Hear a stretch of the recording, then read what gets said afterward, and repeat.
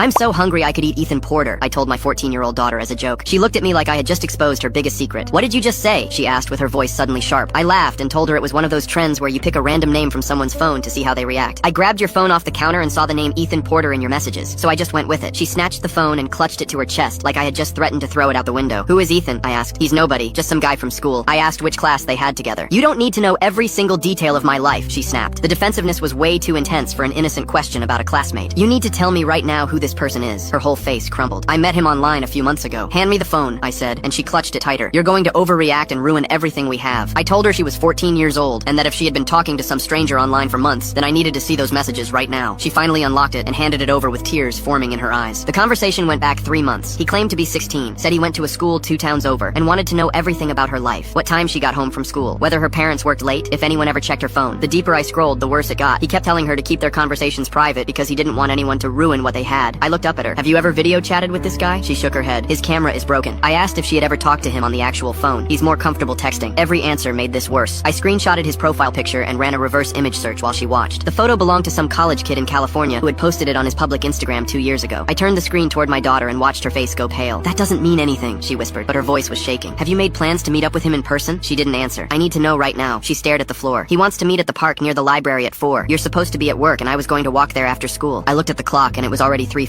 Why does he want you to keep everything a secret if he has nothing to hide? She couldn't answer. Stay inside and lock the door behind me. Her eyes went wide. What are you going to do? I grabbed my keys off the counter. I'm going to find out exactly who has been talking to my daughter. I made it to that park in 8 minutes and positioned my car where I could see the bench she described. 4 o'clock came and went with nobody showing up. Around 10 after, a silver sedan pulled into the lot and just sat there idling. A man finally stepped out looking around like he was searching for someone. He was at least 40 years old with gray in his beard and a gut hanging over his belt. He walked to the bench and sat down with his phone in his hand, typing something. Right on cue, my daughter's phone buzzed in my pocket with a new message from Ethan, asking if she was almost there. I got out of my car and started walking toward the bench. He saw me coming and bolted for his car. I caught him before he could get the door open and shoved him against the sedan so hard his head bounced off the window. I'm the father of the 14-year-old girl you've been talking to for 3 months. He stammered something about how she told him she was 18. I grabbed his collar. Then why did you need to know what time her parents got home from work? He didn't have an answer. Why did you tell her to keep your conversations a secret if everything was so innocent? His mouth opened and closed, but nothing came out. I pulled my fist back. You have 3 seconds to give me one good reason not to break every bone in your face. That was when the sirens hit the parking lot. 2 officers jumped out telling me to step back. I let him go and pointed at him. This man has been grooming my 14-year-old daughter online and showed up today to meet her. They put him in handcuffs while he kept saying there had been a misunderstanding. I looked him dead in the eyes. You're lucky those cops showed up when they did because I would have killed you right there in this parking lot. When I got home, my daughter asked what happened at the park. I told her that Ethan Porter was never going to message anyone's child ever again.